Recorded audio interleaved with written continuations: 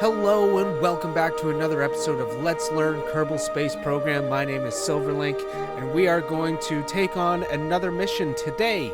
So let's take a look at mission control first and see what we have. We have our new mission here, Out of the Atmosphere.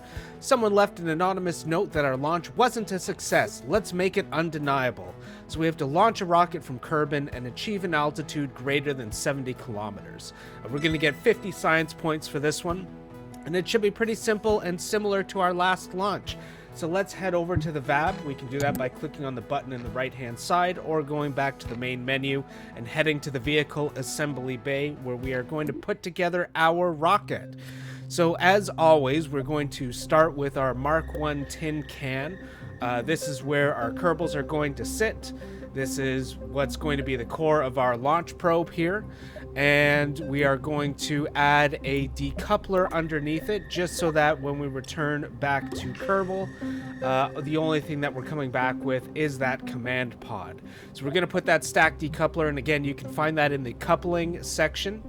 We do have a new radial decoupler here. We're going to use that for some future launches, but we'll take a look at that a little bit later. For now, we're going to continue using the TD12 stack decoupler, and we'll just attach that underneath our command pod. Next, we're going to need some fuel tanks, so we'll click on the fuel tanks tab, and we're going to take a couple of our biggest ones here, the FLT400 fuel tank here. We're going to attach one and two of these to the bottom of our rocket. This is going to help us reach our 70-kilometer mark. And then we're going to need an engine. So let's head on over to the engine tab. We have two available to us now. There's the Reliant engine and the Swivel engine. The Reliant engine is a little bit more powerful. However, it doesn't have the gimbal capabilities of the Swivel engine, and those gimbal capabilities are going to be what let us steer our spacecraft. So I think today this would be a good time to practice steering, so we're still going to use our Swivel engine. We're going to attach that to the bottom, and last but not least, we need a parachute. So we'll head on over to the Utility tab, we'll grab our Mark 16 parachute, and we'll strap that on top. So it's a pretty similar rocket to the one we had last time, just a couple of bigger fuel tanks that we've attached here. And we're going to take a look at our staging. We can see it's a little messed up. We have two stages. In our first stage in the bottom right hand side, our engine's going to fire, but then in the second stage, our decoupler and our parachute are going to detach at the same time. I want my parachute to detach on its own, so we're going to hover over this sort of empty area just to the left of the staging area, and we're going to click the plus sign. This is going to give us an additional stage here, and I'm going to move our decoupler into the second stage. So now we have three stages. The first one where our engine fires, the second one where our engines and fuel tanks detach from our command pod, and the third one where our parachute detaches and deploys here. So pretty simple spacecraft. Let's head to launch with this one, and let's see if we can reach the 70-kilometer mark. So here we are at our launch pad getting ready to go. We're going to make sure our engines are fueled up, and you can do that by using the shift and control keys on your keyboard, and you'll see that fuel meter on the left hand side as that moves up and down. You can also use your mouse to click and drag it, but for now we just want this at 100%. So let's get ready to launch. We're going to hit the space bar. We're going to get our nice lovely countdown here as it cuts through. This time we're going to try steering our spacecraft. So we're going to head to the east, which is going to be along the 90-degree marker on our nav ball here. And we're going to be able to do that by tapping the D key. So we're going to let ourselves go straight up a little bit. And once we get to about 1,000 meters, we're going to start moving our way over to the right, just tapping the D key ever so slightly. And really all I want to do is I'm going to get us to land in the water. That way we can get another biome and get ourselves a little bit extra science. So we're just going to keep moving this rocket over a little bit by bit. And you can see we're gradually moving away from the Kerbal Space Center here. I'm going to increase my velocity, my angle just a little bit. I don't want to go too far because I still want to make sure we reach the 70-kilometer mark. So I'm going to leave it here. And we are just going to let this launch up. Here we're at 30 kilometers already. We're at 35. We're almost out of fuel though. We we can see our apoapsis is actually reaching 350 kilometers high, 350,000 meters. And if we take a look at our map screen, we can see what that looks like. Wow, we've got a huge arc here. We've gone way out of the atmosphere. We'll be able to collect some science as we get out there. Perfect. And we can see we've hit the 70-kilometer mark, so we can go hand in our mission and collect our science, but let's make sure we land our launch first. So I'm going to skip ahead on... Actually, I'm going to detach first. We're going to detach. We're going to leave our command pod here because we don't need those engines anymore. They have served their purpose, and we know we are going to be landing back in Kerbal. Hopefully we'll be landing on some water. We may have overshot a little bit and we're heading over the ocean. There's a chance we'll land on some land here, but we're going to see what happens. So we've got a little ways to go here, so I'm going to increase our time just to speed this along a little bit. And you can see us moving further and further away from Kerbin. We're now at 200 kilometers, 230 kilometers, and we're moving our way up to 350. We can just let this go up here because we don't need to do too much. There's nothing else for us to control. There's no maneuvers for us to make. We've passed our apoapsis and are making our way back down to Kerbin now. So I'm going to slow this down just a little bit. And I'm going to go ahead and stage our parachute once we get to about 100 kilometers here. So let's speed up just a little bit more. And here we go. So we're now at 100 kilometers, so I'm going to stage our parachute. This should detach on its own as we get to the appropriate height, the appropriate altitude, and the appropriate speeds here. We are coming in mighty fast, so hopefully we don't crash land here. Hopefully our parachute is going to keep us intact. Let's see how this launch goes here as we fall back to Kerbin. We're now at the 50-kilometer mark. We're at the 40-kilometer mark now, and you can see we're getting a little bit of re-entry flames here. Hopefully we're going to slow down enough that our parachute is going to be able to catch us. If not, we'll just try again with a slightly smaller rocket. Here we go, our parachute's now deployed. We are slowing down. And we're slowly coming in for a landing here. We're down at the 10-kilometer mark. Our surface speed is decreasing. We're now at 260 meters per second, coming down from about 1,800 at our peak, which we were going mighty quickly here. So here it comes. We're down to the last 5 kilometers here. We're going to speed this up just a little bit because there's not much to show here as we fall back to Kerbin. And we land in the water just as we had intended here. So here we go. Our parachute has fully deployed out. Our speed is greatly dropping to about 6 meters per second, 5 meters per second. And we have 600 meters to go. So I'm going to speed this back up and we will land in the water. And that will be our second mission complete. Nice and easy, short and sweet. Just reach an apoapsis of over 70 kilometers. You could do this with a smaller rocket, but I just wanted to get you guys used to attaching multiple fuel tanks to your rockets because that's something we'll be doing moving forwards for most of our builds from now on out. So here we go. We are coming down. We are touching down in the Kerbin water. We are in good shape here. And let's collect some science. Pull our science vessel out here. We are Kerbin splashed in water. We have 4 science for this. Not a whole lot, but more than we had before. And with that, we can recover our vessel. Oh, it says some experiments need to be run by a Kerbal on EVA. So let's try EVA here. Let's make sure our time is at 1x. Let's EVA Bill. Let's run a surface survey and a crew observation. Actually, it doesn't look like we can run the surface survey because we're not in the water. So let's let go. Let's splash in the water. Let's run our surface survey. You can see I'm collecting some water samples here. And this is going to get us that little bit of extra science that we can use. Here we go.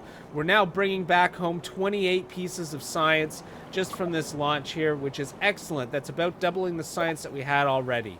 So we're going to reapproach our ship. We're going to hit F to grab on, and then we're going to hit the B key to re-enter the vessel, and that's going to save our science for us. So we can now go back to the escape menu, and we can recover our vessel and hit confirm. And there we go. That is our second mission complete. We'll head back to the Kerbal Space Center, and we will go take a look at the mission control and hand this one in. So here we go, out of the atmosphere. We reached our peak altitude of over 70 kilometers, so we can submit this in. Oh, hi, you're already back. Not only did you achieve the objective, but you did so with minimal explosions. Take that, Jeb. That's right. Turns out our new intern stuck the mean sticky note onto our break room on his behalf. Jeb's been wanting to press our big shiny thanks science button ever since he heard it would be dangerous for someone with no button training. Legal told him he can't touch the button until he's gone through advanced button training at the training center. Apparently he's channeling his frustration into tiny, sticky screens. Thanks to your efforts, we now have 3 new coffee makers from Jeb's company. Well, maybe not entirely new. They're in a bit of a junkyard taste. I have a bet with a few other department heads to see who can brew the strongest coffee. The winner gets a nice new coffee office appliance. And if I win, I'm getting a 4th coffee maker with all the works. Exciting times, Director. When you're ready, come by for your next mission. I'll see you lunar or later, Snort. Over and out. There we go. We've got our thanks science button and a nifty little animation here. We've collected 50 science points, which is perfect. And we now have 2 additional tests here, missions here. One to orbit Kerbin. We have to establish an orbit around Kerbin with an apoapsis less than 300 kilometers and a periapsis of greater than 70 kilometers. And the buoyancy test, where we have to land a pod in a body of water on Kerbin.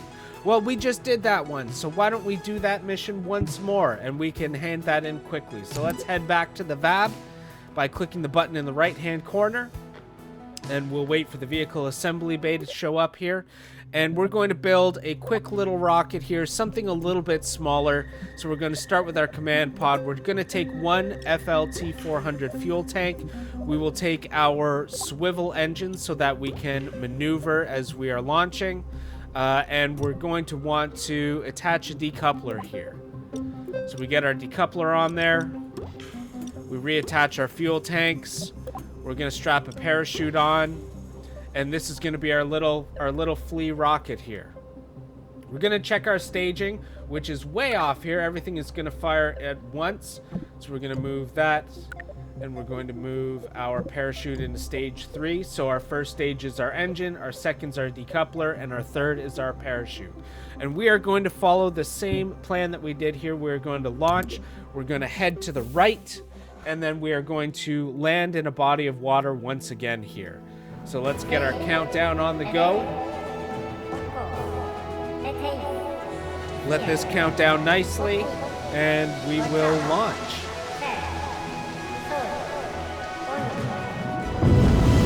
Here we go. So once again, we're gonna head straight up just for a little bit here until about 1,000 meters once we hit a kilometer up. And then we'll start tapping the D key to head along the 90-degree marker. We want to make sure we're going to be landing in a body of water this time. Oh, I'm going a little bit far here. You can see the vessel starting to pitch on over. So we're going to pull back. And we're just going to let our fuel run out. There we go. We've got our fuel run out here. Our apoapsis is going to be 83 kilometers high, so we're going to reach that 70K marker. And we might as well detach here because we don't need that engine anymore. So we're over a body of Kerbin's water here. We should be able to land nicely in it. And we can just time warp ahead. This is, again, the same mission that we did before. If you guys hand in the mission while we're still in the air on the last launch, you can do both of these missions in a single launch. But just for ease of simplicity, I figure we'll separate them out. We'll do one launch at a time for each mission, just so you guys can get your feet wet, your hands dirty a little bit more frequently. So here we go. We've reached our apoapsis. We're starting to fall back down to Kerbin. I'm going to stage my parachute. And it's ready to go. We're going to speed our time lapse back up. A little bit quicker. We're approaching Kerbin, so we're locked in at 4 times as our maximum speed here.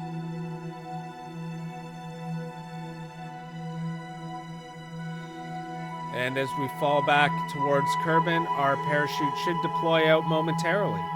And there we go, our parachute is launched. We're gonna go back down to 1x just for a minute here, make sure things stabilize.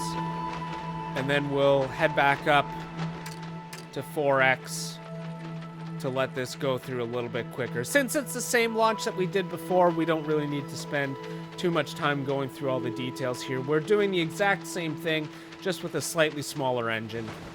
And there we go, our parachute is fully deployed out. We should land safely inside the Kerbin body of water, inside the Kerbin Ocean here. We're moving at 5.9 meters per second. We have just over 300 meters to go. 250, and we are coming to splash down any second now. Here we go.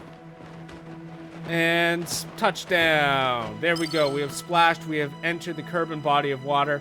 There's no additional science for us to collect here. We've already done that, so let's just head to the main menu. Let's recover our vessel. Head back to the Kerbal Space Center. And let's head back to the mission control, where we'll take a look at our buoyancy test mission here.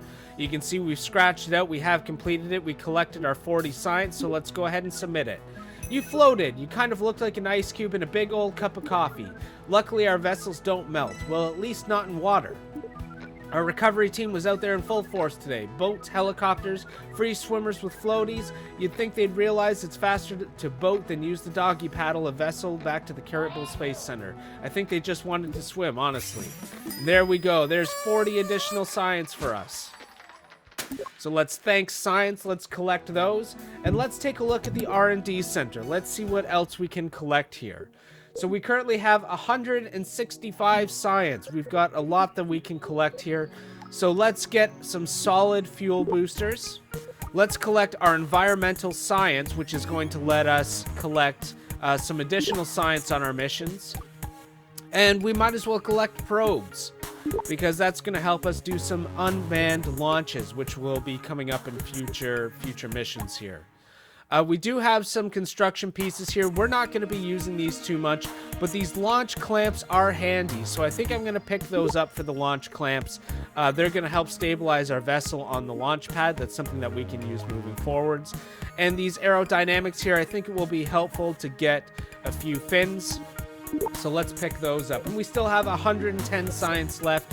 We've got a lot here. So if you guys want, you can collect more science. But I think this is where I'm going to leave it for now. That's all we need for our next missions here. So it looks like our next mission is going to be getting us to orbit, that we'll see in mission control. So we're going to save that for the next video. So we have to get to an orbit of less than 300 kilometers and greater than 70 kilometers. So we're going to have to find a bit of a sweet spot and get to orbit there.